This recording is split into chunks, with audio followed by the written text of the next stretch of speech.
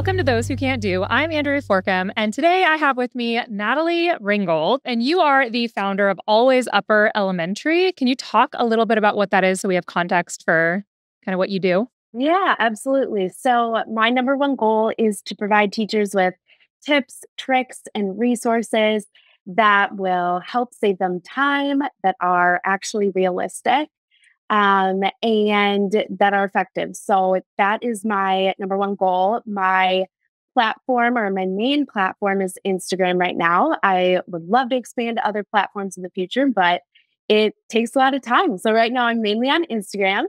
And I am a TPT seller. And then I also have alwaysupperelementary.com. So, Awesome. yeah, And what grades do you teach? I taught fourth grade last year. And then this year I'm going to be teaching third grade. So, I'm moving down a grade. And I've always taught upper elementary. That has always been my favorite age to teach. So, third through sixth grade has always been my thing. So that's how always upper elementary became what it is today. But That's awesome. And you yeah, recently had a video that went like super, super viral, right? And now what was like the content of that video? yeah. So in the video, um, I am talking about how if someone can't change something in 30 seconds or less about themselves, that we shouldn't be mentioning it to them. And so the context for this whole video and lesson was it was the night before the last day of school. And I was thinking about, okay, how do I want to end this year? And I was kind of thinking about everything that had transpired throughout the year. It had been a lot. And so I was thinking, how do I want to end? And as I was thinking about that and reflecting on the year, I thought if I can have my 28 students walk out the door remembering this lesson of kindness, then I think I would deem this successful. And so as I was thinking about that, I was like, okay, I think tomorrow we will kick off the day with this lesson on kindness and wrap things up. I had done it at the beginning of the year, and I thought it would be a really cool way to kind of bookend the year um, from start to finish and have it kind of be like a full circle moment and something that they can walk out the door remembering. So that was the kind of like behind the scenes, I guess, of how the reel came to be or how the video and lesson came to be. And then I went in that morning on the last day of school and recorded this lesson. And it was, one of these lessons that I teach kind of every day. As teachers, we can relate to it where it's like, these are lessons and things that we're doing every day, but people don't see the behind the scenes and they aren't in our classrooms. And so I never anticipated it to blow up like this. This has been so surreal and totally unexpected.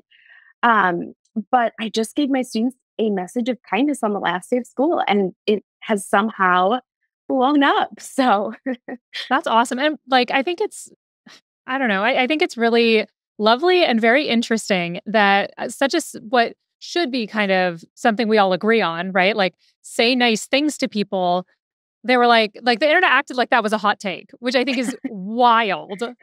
yes, exactly. I mean, I thought the same thing. It seemed like a lot of people in the comments were in the beginning, it was like, oh, yes, everyone needs this message. And it was super positive. And all of a sudden, just like what you said, other people came in and it was like, whoa, this is a hot take. And it's really just a message of kindness. So, in my mind, it should be so straightforward. But yeah, it is one of those controversial topics of today, apparently. So, Yeah. So how do you fit in lessons like that into your curriculum? Because obviously for high school, which is all I've ever done, like I mean, we would have some curriculum ideas that we wanted them. The last year I was at the high school I was at, we were really concerned about the lack of community we were seeing because we were all coming back from the pandemic and kids were just so separated. And so one of our goals was to talk about like the importance of community, the importance of like building relationships with those around you. But we had to nest those in to the curricular blocks that we had. So we would have an argument unit and the resources we were giving them were about like the impact of not having community on an individual. So how did you nest that within your curriculum as a was it Was it 4th grade you were Yeah, in? 4th Okay, yeah, as grade. a 4th grade teacher. Yeah. Well, I think that's one thing that's different about elementary. We are with our kids 7 hours a day, 5 Yeah. days a week. And so we don't rotate classes. I'm with these 28 kids all day, every day. And so because of that, there are so many opportunities for weaving in these life skills and these SEL lessons. Our kids are interacting socially and they're definitely riding an emotional roller coaster throughout the day because they're little humans learning how to manage their emotions. And they because of that, it provides a lot of opportunities to have these discussions, and they just kind of happen naturally. And so, actually, on my Instagram feed, you'll see a lot of different reels about me just having, um, in the moment conversations with my kids about addressing behaviors or addressing big emotions or reflecting on what's happened throughout the day or um, talk about how to manage their emotions or reset from how we have started the day and how we want to end the day. And so I have those organic conversations all the time. Um, SEL in my particular school district is a whole subject itself, which I know isn't necessarily the case everywhere. Um, but social emotional learning is we have an entire curriculum that we follow. And then I kind of put my kids would call it my it's a Miss Ringold special, this particular lesson that went viral. Um, but I put in my own Miss Ringold twists and spins on things so that I kind of make it even more authentic and real so that my kids really buy into it and understand how they can actually apply these skills in their lives. So it happens really organically. It's interesting how that happens in elementary, but then there's also this set SEL time. So it's kind of both. Yeah. So SEL, and for those listening who are not teachers, social emotional learning, can you give like a layman's description of how would you define SEL? Because that is one, I feel like that's been a politicized word. And I think pretty unfairly politicized to mean something that it has definitely it's been defined in ways that I disagree with as an educator. As like I trying to use SEL in my classroom all the time. So can you kind of summarize what SEL is, especially since you do have like an actual curriculum that goes towards that? Yes, absolutely. Well, I think there are so many misconceptions going around too that some people wonder, like, what even is SEL actually? And so that's what I try to raise awareness about too. But I would say so SEL, social emotional learning, the S stands for social. And what I tell my kids is you are going to interact with people for the rest of your life. You're going to interact with people at your jobs, at school, in your homes, with family, with friends, in all of these different spaces. And you have to know how to socially interact with people. What are social norms? How do we handle conflict? How do we make friends? How do we join in on games or activities? What do we do if we feel hurt by someone else? All of those things are social components of SEL. And then the emotional part, the E, is how do we manage our emotions? Our emotions aren't the problem. Everybody gets angry, everybody gets sad, everybody goes through things that are really hard. And we have to figure out how to manage those emotions. The emotions aren't the problem.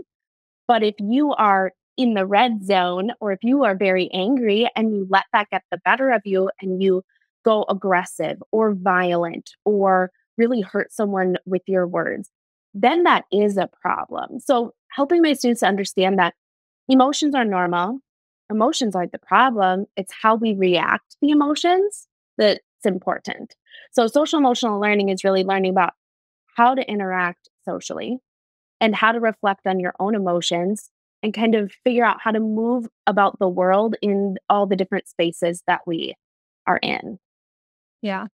That's awesome. I think that's a great description because I've previously heard it used as like, a myriad of definitions where they're saying that like teachers are trying to really force ideology down students' throats and all of that kind of stuff. And that always really confused me because when I was in my teacher prep program, SEL was not as common of like a talk point. It was over 10 years ago now. And so a lot of times I would hear people talk about SEL and I'm like, you're not talking about the same thing that I'm talking about clearly.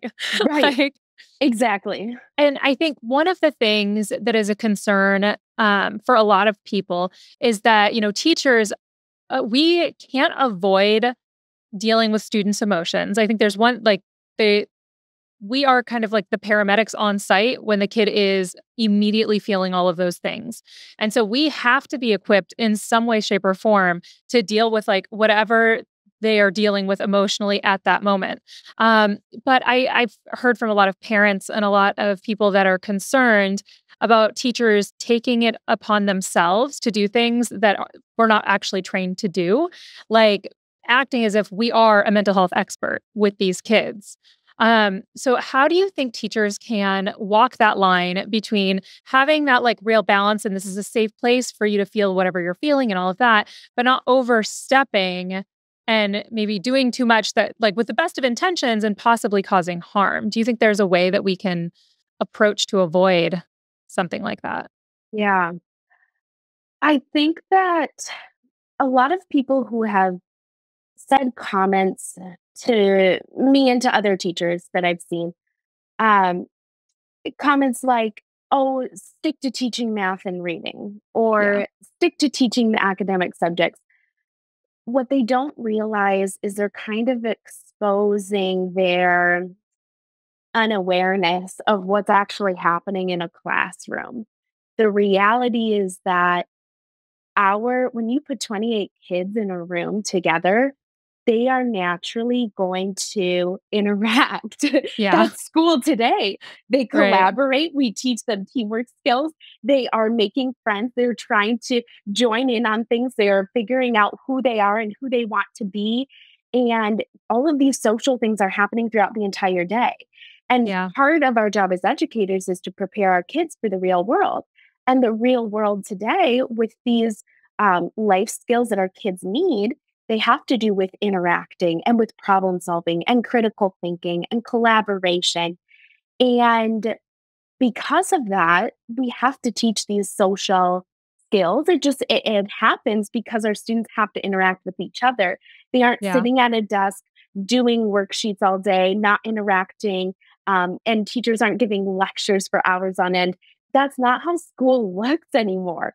And Yeah. so I think that people who say things like, "Oh, just teach math or reading," they are kind of naive to what school really looks like now, and they don't mean it to be malicious. They just think that they are, saying they think they have the full picture, but the reality is that they might not, because we have to teach our kids these skills because they're using them in the classroom and they're using Right. them every day. And they need them for life. So I think, it's important for teachers to lean on supports, whether it be counselors and social workers, and leaning on the overall teams that are in schools. And so I think that's one approach that teachers can use, but also we have a lot of background in mental health.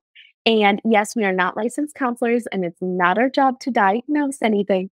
But I think that we do deserve more credit than maybe what people are giving us. Yeah.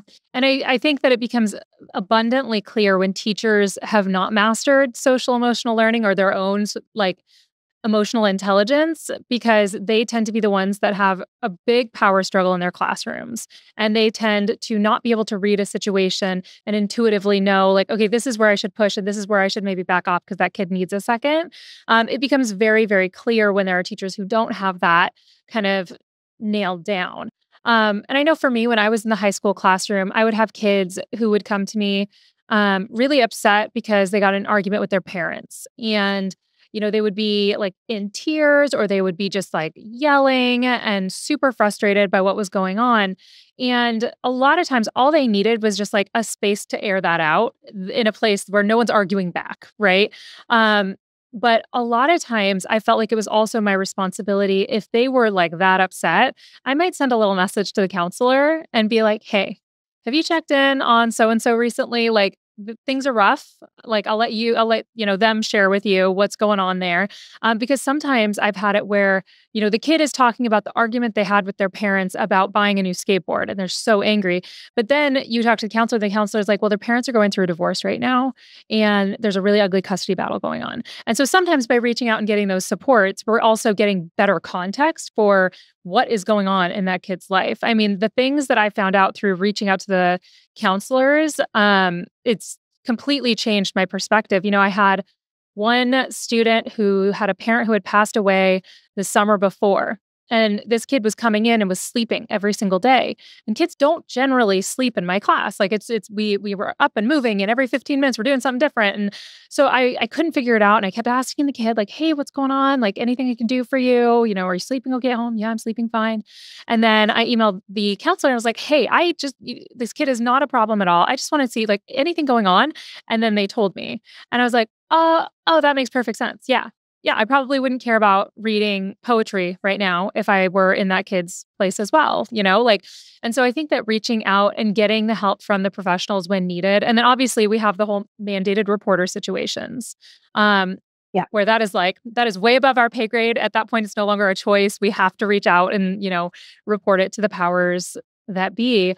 But one of the other things I keep hearing about social emotional learning and this whole topic is that we're making kids too soft. And that because of the focus on the feelings, like intent versus impact and that whole conversation, and I will say, I completely agree that the conversation has started to become your intent does not matter at all. Only the person who received whatever it was, how they feel about it, completely negates what your intent was. And I don't think that's right either. Like, what is your take on that whole thing where we're creating victims by talking way too much about our feelings at school? Right, right. Well, in my opinion, if we look back in history and look at the narratives that we've given people before, in particular boys and men, um, about like boys can't cry, men can't cry, they shouldn't show their emotions. Those types of messages have been extremely damaging and have not only hurt the boys and men themselves, but have also hurt the people that they interact with, which is everybody else. And so I think that it's a very damaging narrative. And looking back in history and looking how that's worked out in the past is important because in my opinion, it hasn't worked out very well. And when we have emotionally intelligent people, then we are people who are empathetic and compassionate, and we can spread love and kindness around the world and to the other people that we interact with. And I think that that is so important and the direction that we need to head in. If we look at how things were in the past, I don't know if we were really doing that well. So, Well, and to your point, the suicide rate for men is substantially higher than any other demographic. Like, because I feel like we get a lot of news on like teen suicide and all of that kind of stuff, but the reality is the biggest chunk of suicides are men. Because of what you were saying, that like, yeah, we right, get it. We don't want to be creating like this victim mindset, but also like just putting it in a box and burying it down deep it's not working. Like right, it's definitely not working. And I think there's a misconception that people are automatically born with empathy, and I think that some are. And hopefully we all have some ability to have that. But I will tell you, like, my sweet, sweet, sweet 4-year-old son who loves snuggles and is just such a sweetheart. The other day, he, what did he say? Um, he said, I don't want you to say goodnight to me. I want daddy. And I was like, okay, that's okay. I can go get daddy. But do you think maybe you hurt mama's feelings when you said, you didn't want me to come and say goodnight to you? And he said, yes. And I was like, well, it's kind of sad, don't you think, that you made mama feel sad? He said, I don't care. I was like, okay, Oh, listen, little sociopath, you need to care if what you do hurts other people. It should make you sad if the people you love are sad. And like my daughter, I never had to have a conversation like that because she like still to this day, if and she's 6 now, we'll go somewhere and she'll bring toys and she'll just shove her bag full of toys. I'm like, "What are you doing?" And she's like, "I wanna make sure everyone has something to play with." Because she knows what it feels like to be left out. And it's like she has that like innate sense of like she's wanting to take care of everybody and make sure everyone's happy. And my son's like, "No, I'm gonna go play in the dirt alone." And you can come or not. Like, I don't really care if you come. And so it is an intentional teaching thing. And it would be lovely if we knew that, that intentional teaching was happening in all homes. But we know as teachers and as people who have been watching the news, there are full grown adults, some in very powerful positions, who are not using our words for kindness, you know? Yes, exactly. Yes. Do you think that there is a way though that we can teach that kind of emotional maturity without damaging resiliency? Do you know what I'm saying? Like, I want my daughter and my son to be very intentional that even if they didn't mean to hurt someone's feelings, I want them to apologize if they hurt someone's feelings, even if it was an accident, even if they had the best intent in the world. On the other hand, I want my kids to assume positive intent from other people and not jump to being offended if, somebody says something. You ask for clarification and talk to them. And if they apologize, be willing to forgive them. Like, I don't want my kids going around looking to be offended or to be hurt by things that other people are saying. And I'm really curious from your perspective too, because I've never taught elementary. That terrifies me. and and so by the time they get to high school, my students have very strong opinions about like all of this stuff. So I'm interested from your perspective. Is there a way we can find a good balance for that? Well, I think what you just described is exactly why SEL needs to be an entire subject because Yeah. it's too much and it's not that simple. It's not just be kind and that's the end of the story. There are all of these different components of SEL that we have to teach our kids. And being resilient is something that I'm teaching my kids every single day. Perseverance and not giving up and being resilient even during hard times. And that's a part of SEL too. So that's why it needs to be an entire subject. And that's why we have entire curriculums that are SEL curriculums because it's far more complex and there are so many different components and social skills that we want our kids to have. Yeah. So I think that's exactly why. So I'm wondering now as you're explaining all of this, I'm wondering if we in the secondary and college fields could repackage same exact lessons from the SEL curriculum, but call it like job skills, and then people would be okay with it. Yeah. Because what we're talking about here, like these are workplace skills. They call it soft skills. I know there was a big push for that before SEL became like the phrase. I want to say they would say like soft skills or job skills. Like you need to be able to come in and shake someone's hand and make eye contact and all of that stuff. Like that, I see that as a huge gap in the secondary curriculum because we, like you said, we don't have the same kids all day. We have them for 40 minutes, 50 minutes. If you're in block, maybe an hour and 50, but we only see them, that many minutes a day. And we have all of these different curricular things that we have to do. And I just don't know how to create a space for that in a way that would feel a lot safer because we have such limited time. I feel like secondary teachers connect with a smaller minority of the total number of students that they teach, right? Because you teach your 28 students. When I taught in ninth and 10th grade, I would see 200 kids a day. And Right. so it's so much harder to build a relationship and have a conversation about social emotional skills and all of that when it's like, okay, I just used 15 of our 40 minutes and now we got to run through the rest of the stuff. Right.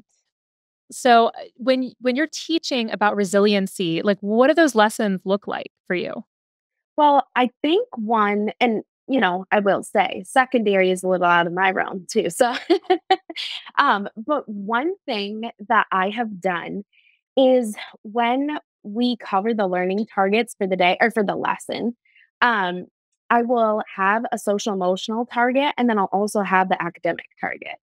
So, for example, in a social studies lesson, it might be the learning target is I can name the states and capitals in the Midwest region or something like that. And we would work on this academic standard for a while, might I add. I was like, one But day, good grief. yeah, not in one day. But that Right. would be the academic standard and our ultimate goal. And then the other learning target would be I can speak kindly when I am working with my partner or something like that. That's what I would use at the elementary level, but something where it's like there's a social emotional target in addition to the academic target. I have found that to be really helpful because that's an easy way to weave the social skills in as they are doing the academic work, if that makes sense. And I wonder if Yeah. that's something that could be applicable or useful at the secondary level too. What are your thoughts on that? Yeah, no, I love that idea of it. And like I said, I feel like if we called it SEL, I feel like students would, and possibly parents as well, might push back. But if we do call it job skills, right? Yeah, Because again, we are talking like if you don't have social emotional skills to be able to collaborate and work with somebody else, you are going to suffer in a workplace, and everyone else is going to suffer because you're there. So right. I could very much see pulling out the pieces that are going to be most important to them in their future careers and being like, okay, today, guys, we're going to like do a collaborative, blah, blah, blah. And here's our goal with the collaboration is that, everyone is participating, there's give and take, like, and really kind of being intentional about saying how those skills are going to be integrated into the activity. I think to your point, it doesn't have to take up 15 minutes. Like it could be Right. 2 minutes at the beginning of the lesson. But it's, people like me that I would have the best of intents and would always forget. So I would need to have it like written somewhere and have that kind of very intentional reminder in order for it to work for me and for students to learn from it. Because they're going to, of course, they're going to learn some collaboration if they're working together. But I do think you're right that having it spelled out for them is really, really helpful.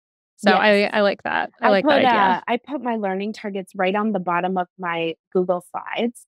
So they're right there the entire lesson as I'm clicking through, which is nice so that they're always displayed.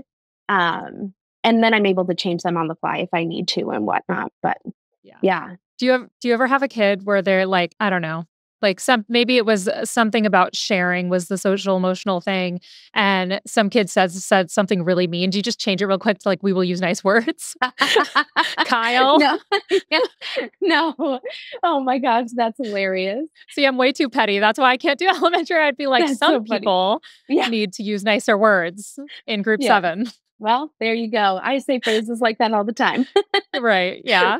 Oh my gosh. All right. So we are going to take a really quick break and we will be back in a second. Welcome back to Those Who Can't Do. So, Natalie, one of the things I looked at before bringing you on was one of the reels that you recently posted, and it was about how you are able to get a better work-life balance, which is, I think, such a challenge for so many teachers at every single level, because teaching is one of those things that it is just never ending. Like you can truly work 100 hours a week and you will still find other things to do if you want to. And I think early career teachers fall into that a lot. It's really hard to figure out what to prioritize, what to not prioritize. And in the reel that you posted, you basically explained how you prioritize your prep time so that you're not working more than like 40 to 43 hours a week. So how did you come to like make the decision of like what day you're doing what and all of that? I am pretty type A. And so I kind of use, I think in my home and in my personal life and professional life, I try to come up with systems that will help me to be efficient and productive. And like you said, I quickly realized when I became a teacher that I could be at school all day, every day, and there would still be more to do. And so I had to figure out what do I let go of and how do I plan in advance so that I feel fully prepared and not have the Sunday scaries.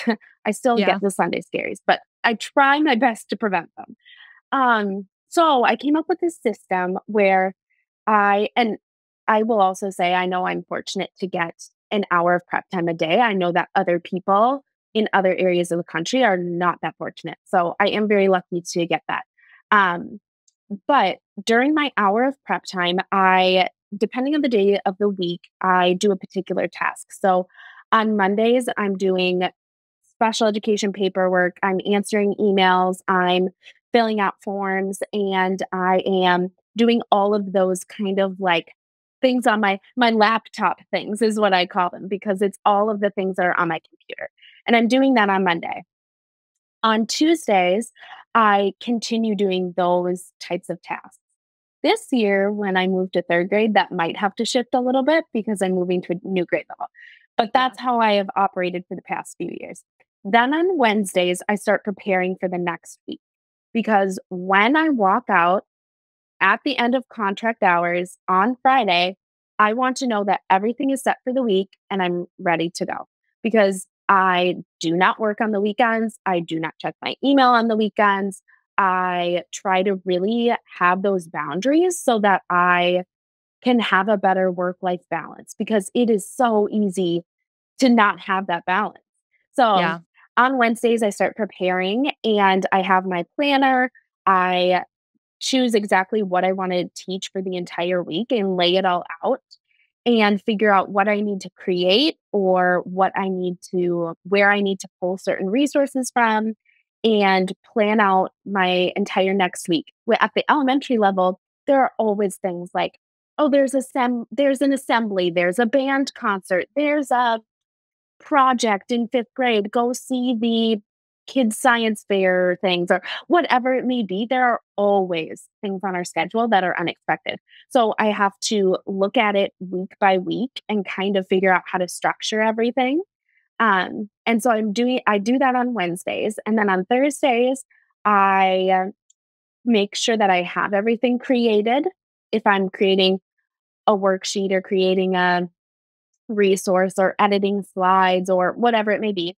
And so I'm doing that on Thursday. And then on Friday, I go to the printer and I'm at the printer for like 40 minutes and I'm printing out all of the things that I need, making sure they're organized. For math this past year, I did a multi tiered grouping model. And that was a lot of that added my time at the printer. So Yeah. that's why it took up 40 minutes. But it was really great. But so that Fridays are my printing day, and then I put it all in my magazine holders. I have one for each day, Monday through Friday, and I set out my papers for the week, make sure everything's organized, and I walk home or walk out the door on Friday with my desk clean and everything ready to go for the next week.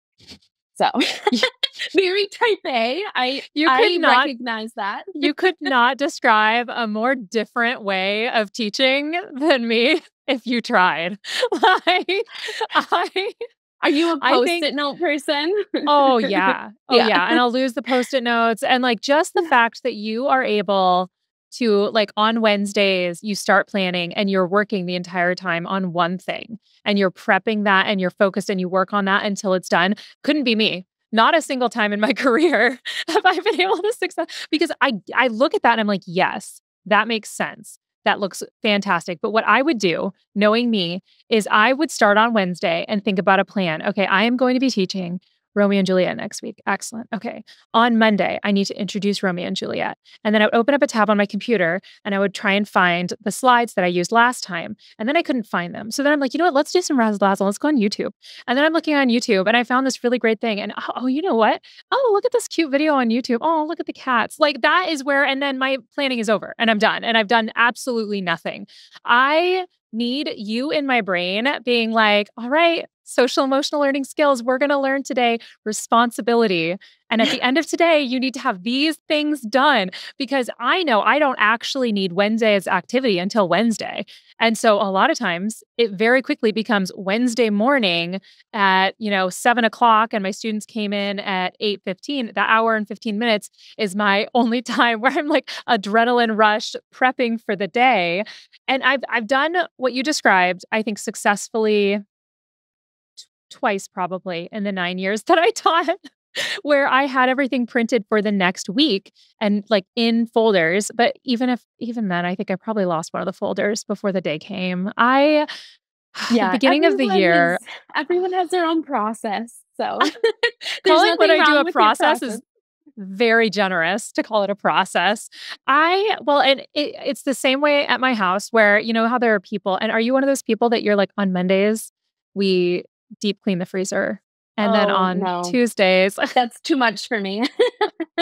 I've tried so many times to do that where somebody's like, yeah, so what you do is just every day of the week, you have a different household cleaning task. But I hate that because then it's always a little messy because you haven't done the other tasks. And so I let my house become a disaster. And then on Saturday, it's clean.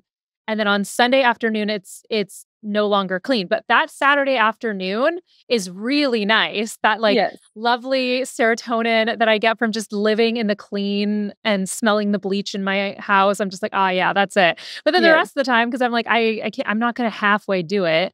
I very much admire your ability to like compartmentalize and break things up like that. Because Well, I it's think it's interesting that you say that because I like, when it comes to my house, I can't operate like that either. I've seen really, people with those plans where it's like, yeah, deep clean the freezer on Monday, and then you do this on Tuesday. But, like, I guess maybe because I already have one part of my life compartmentalized, I'm like, "Okay, with the house, we'll just figure it out. It'll be fine." yeah. Yeah. Do you find too that like for me, I have a certain number of things in my life that I can be successful at a time, and it will never be all of them. So I can like be cooking and preparing healthy meals. I can be exercising regularly. I can be keeping my house in order. I can have my lesson plans prepped, and I can be managing my social life. And I get to choose 3 of those, and Yeah. only 3 at a time. Because the other 2, there's not time for the other 2. Like you can like be exercising, eating well, and be on top of your lesson plans, but you're not doing anything socially. And I can't remember what the other one was. So, Yeah, like yeah, exactly. Yes, it's it's so hard to keep everything balanced. We have so many plates spinning as teachers. It's like, I mean, it's a lot to keep track of. It's a lot. yeah. Yeah. But I love that you have this, and it looks like on your Instagram, it seems like you have a lot of things like this where you're just giving really great nuggets of advice and sharing things that can help teachers who are just trying to be successful. And I think that even if I would be off the plan almost immediately, having a mindset going into it that looked like that, I could see being very, very helpful for me and like giving me some sort of goal. And I find that even now, because I'm teaching college, so I've way less prep than I needed ever before.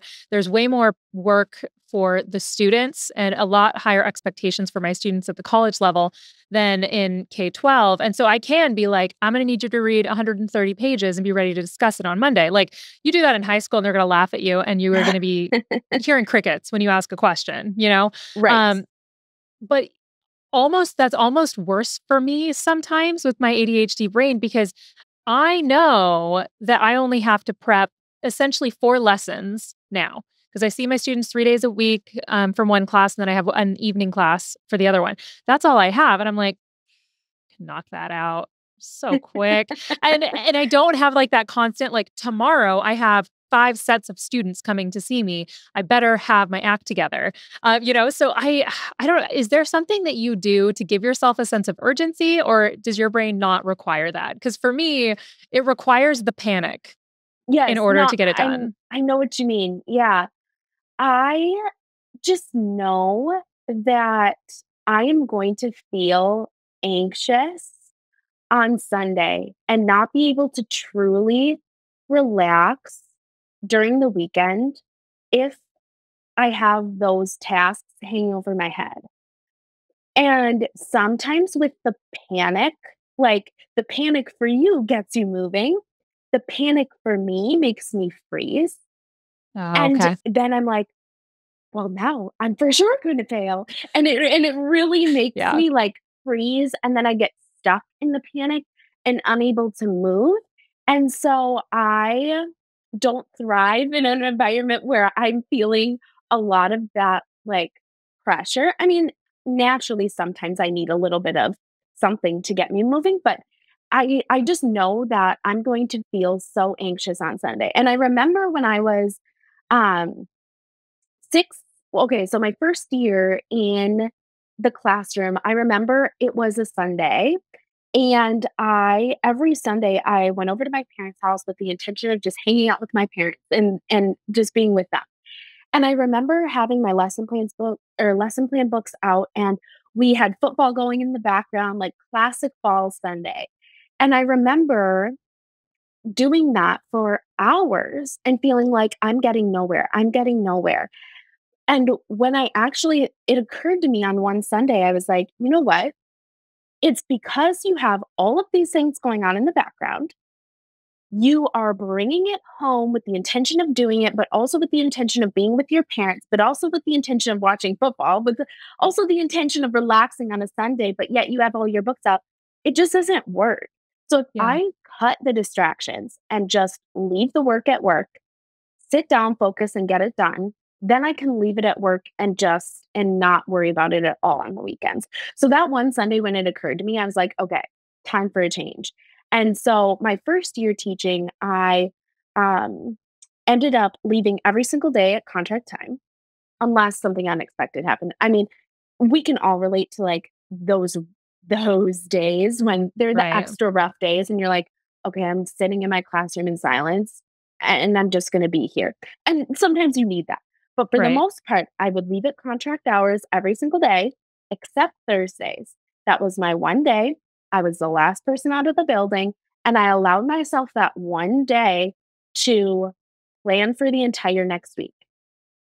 And I did that for my first year teaching because it provided some type of structure, but it also allowed the extra time because I knew I had to have that extra time because I was figuring everything out.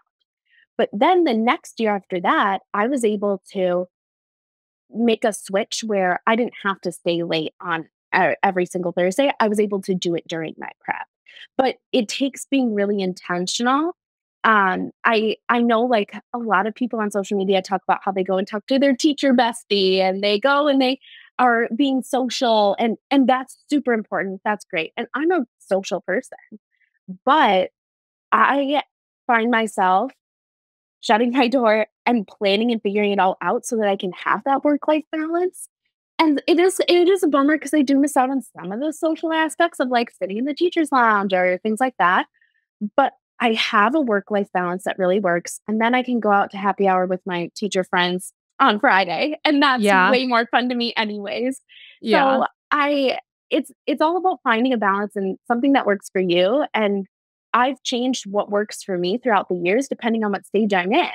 My Yeah. first year looked very different than my third year versus my sixth year. And it changes as you go. But if you can set boundaries that work for the time of stage for the stage that you're in, I think Yeah. that's really helpful. Yeah, I think that was one of my main challenges is like well, part of it was I really enjoyed my team and we prepped together often. And so instead of like working in silence, getting everything done, we would start work and we'd get some stuff done. And then the rest of the time we were just chit chatting and enjoying being around each other and hanging out and sometimes venting about our days or whatever else is going on. And so it became really challenging to actually get stuff done when we were hanging out, especially if it was like during a lunchtime or something like that. Like Yeah. no real work is happening in those situations. Mhm. And sometimes we would close our doors, but I'm Right. Well, terrible and at let's that. be honest, in every other profession, pretty much, they have time to do that. Sit Yeah. and have lunches. I mean, I'm thinking about like my fiance, he gets to go out and have lunches on the house and happy hours and go to twins games and go to all these events and do fun things. And they get time for that social stuff and they even have Yeah. it provided for them. And Yeah. so, I mean, we deserve it too. It's just that I choose to kind of cut that out to make time for the other things, but that's my way isn't necessarily the right way because I'm still missing out by doing that. It's hard to have a work-life balance, so it's important to recognize that too. Yeah. Yeah, it couldn't be me shutting the door and making sure no one interrupts me. I don't know if you've seen like the pictures on social media where it's like a sign out on someone's back or on their door that says like please don't talk to me. I have no self-control and I will talk to you. Like Yeah. that's what I probably needed for myself. And occasionally if I had something super stressful coming or I really had to get something prepped for my next class, then again, it's like that I am really under the gun and having to like really get it done, then I could have the control to do that. But if not, I'm like, I'm gonna go see what they're doing. I'm bored. Let's go walk to the bathroom that's on the other side of the campus and get a little fresh air because that's good for us. And like, Right, right, right. Well, and sometimes you need to do that too. So, yeah, yeah. I think it's just a constant, like you said, like figuring out in the phase that you're in right now, what is going to work best. Cause eventually, what I started doing is I would come in, I would drop my kids off at daycare early, and then I would come in and I would have about 45 minutes to an hour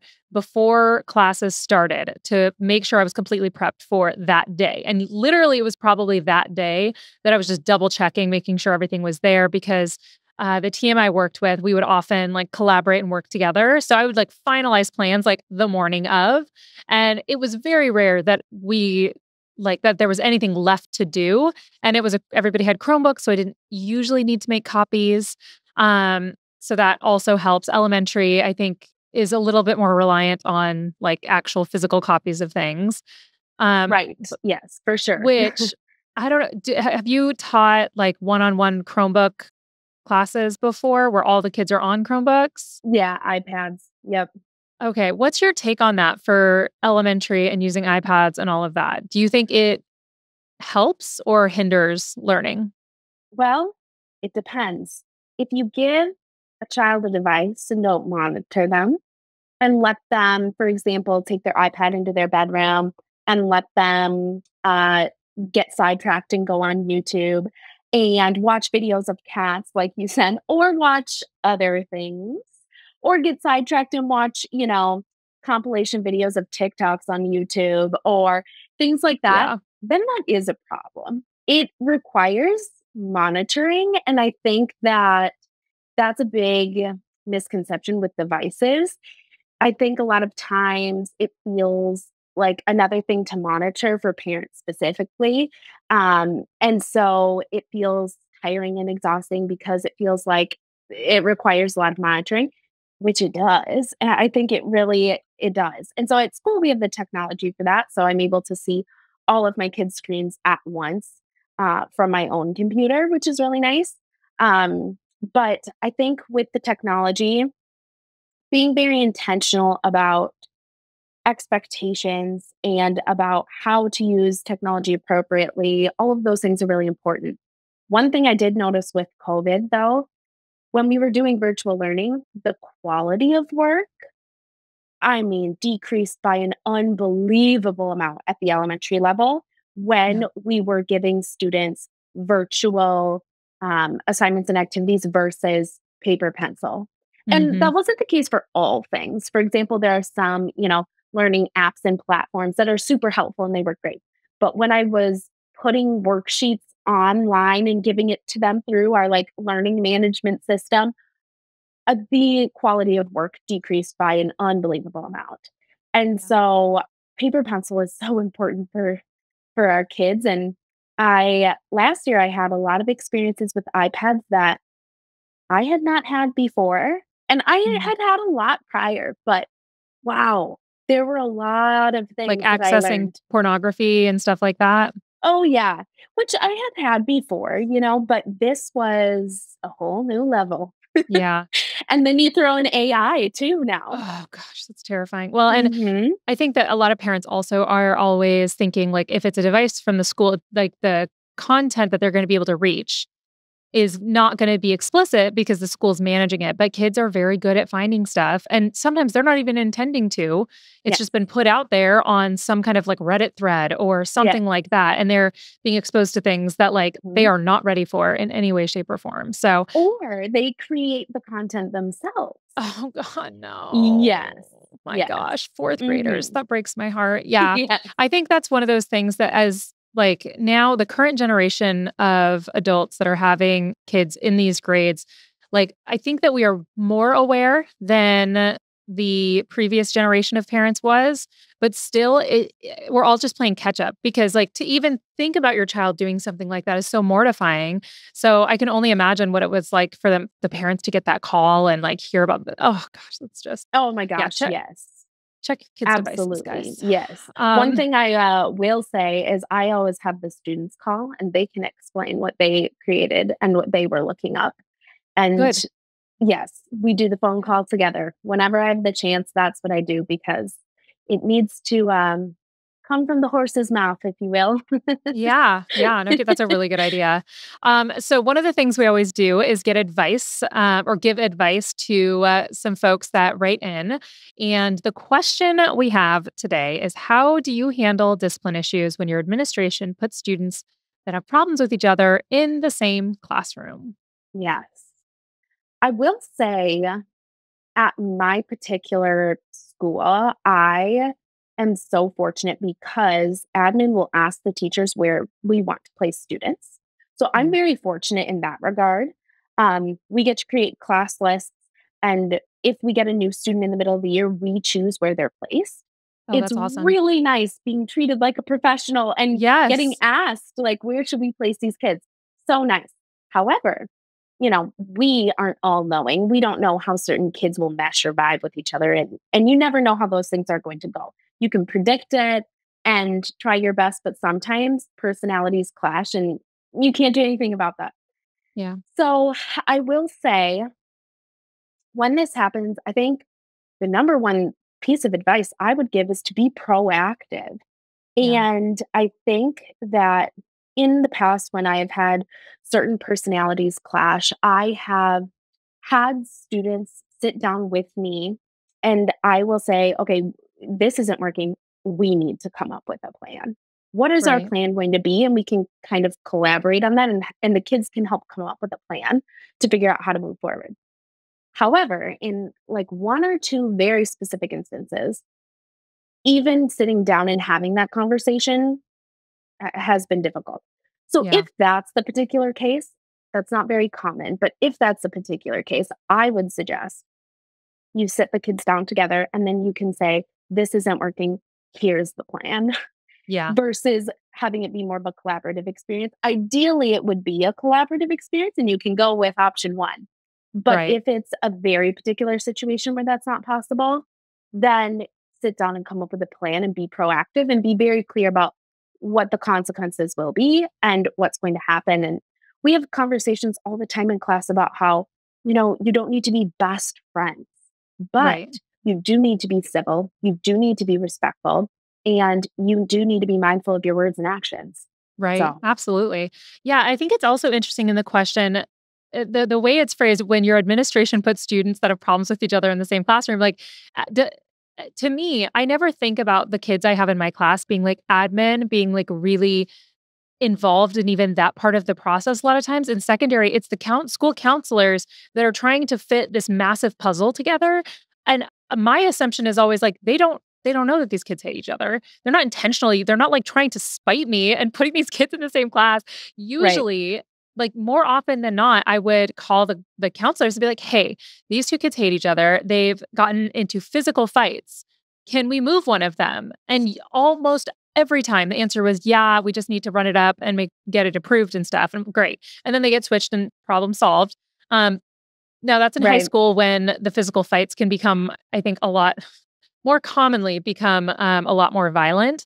And so often, and at the schools I've been at, there have been some schools where there was some gang activity. So they would be, wearing different colors and stuff like that. And so it became a lot easier, I think, to separate them because the kid who runs with the Bloods is not going to be willing to come to terms with a guy who runs with, the Crips or like one of the other gangs in the school. Like, it's not going to happen. Like, we're not going to be able to do that. So Right. it's let's just keep you guys, separated as best you can. And often, I actually talked about this on an episode with a couple of my former coworkers. But oftentimes, the kids who really don't like each other, I would always talk to them and be like, "Hey, like I know you don't like them, but you need to show me enough respect to keep that out of my classroom. Like you cannot be yelling or cursing or doing any of that nonsense. Like this is a place for learning. This is a place where we show respect to each other. What you do when you're not in my classroom, that is your business. I want you to be healthy and happy and successful. I can't help you outside of this classroom. But in here, we're going to act right." And most of the time that worked. But I do like the idea of making it collaborative and stuff. There's so many times where have these two girls together. I'd be like, okay, girls. Well, and you bring up a good point too, because there are more, you know, when you have gang activity, that's definitely more serious than other scenarios. And so that's a particular case where it's like, this isn't going to be a collaborative experience. We're just Right. going to, this is how it's going They to don't want to go. collaborate. Yeah. Yeah, no, no. Yeah, exactly. Well, and to your point too, like with counselors and other administration, they want it to go well too. I mean, at Yeah. least and for the most part, they Right. want it to go well as too. So, um, kind of advocating for yourself and advocating for the kids too, and the best learning environment for everybody should go pretty well for the most part with most admin because they want things to go well as too. So Yeah, because if the kids are fighting, they're going to be in the admin office way more often than if they are in a classroom where they're getting along with people. So, yeah, yeah.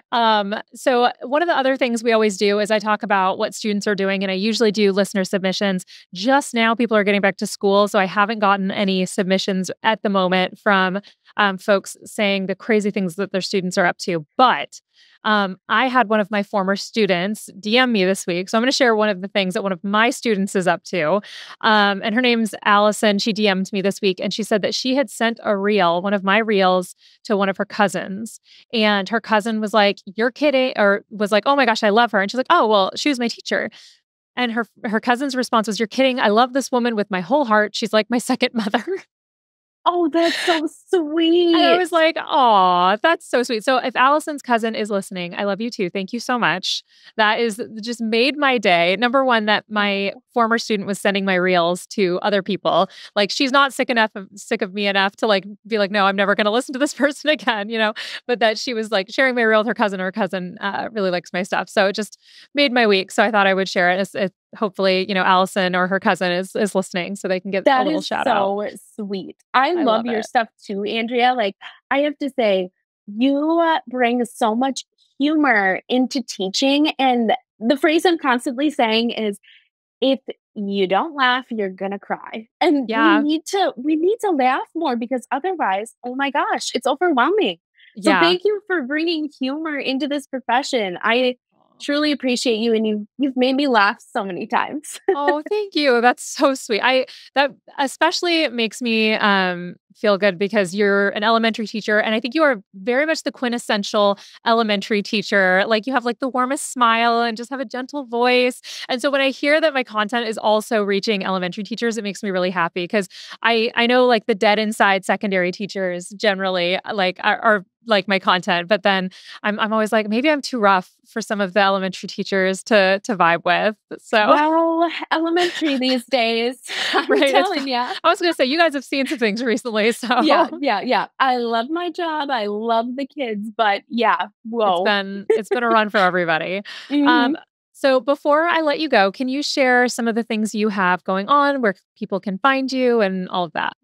Yeah, so the easiest way to find me is to go to Instagram, and then my handle is always upper elementary with periods in between. So always.upper.elementary.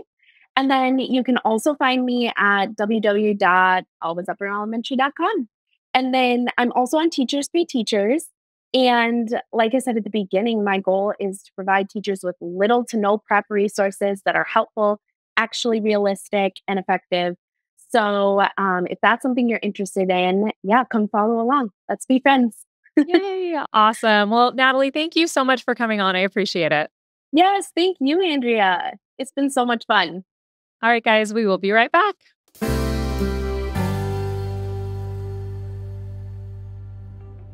Welcome back to Those Who Can't Do. I very much enjoyed chatting with Natalie and hearing about how she approaches things in her elementary classroom. And I still like I keep on thinking about her schedule and like how she segments the week out.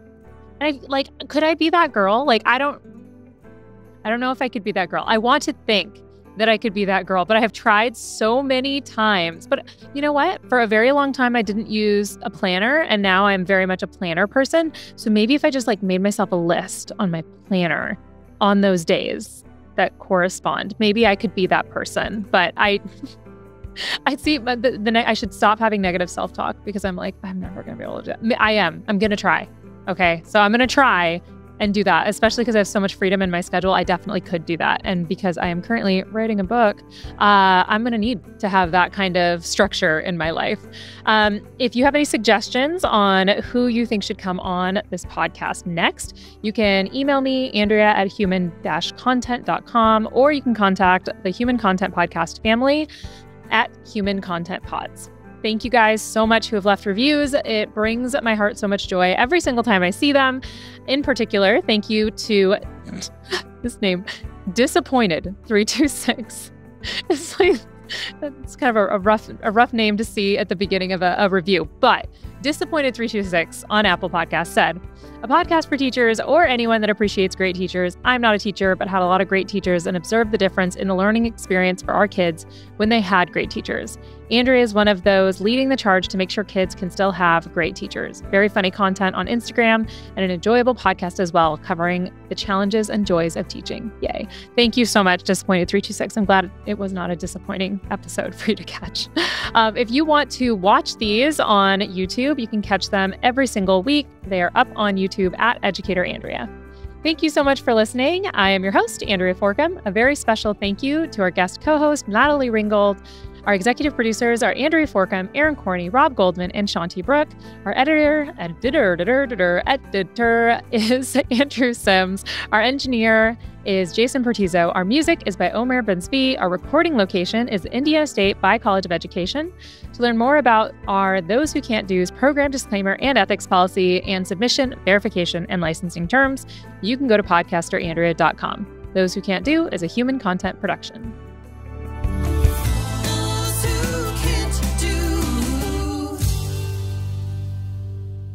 Thank you so much for watching. If you're like me and you're thinking, gosh, I really need more Those Who Can't Do in my life, you can start your binging right now by clicking on that playlist button right over there. New episodes are out every Thursday, so please subscribe and join us each week on YouTube and wherever you get your podcasts.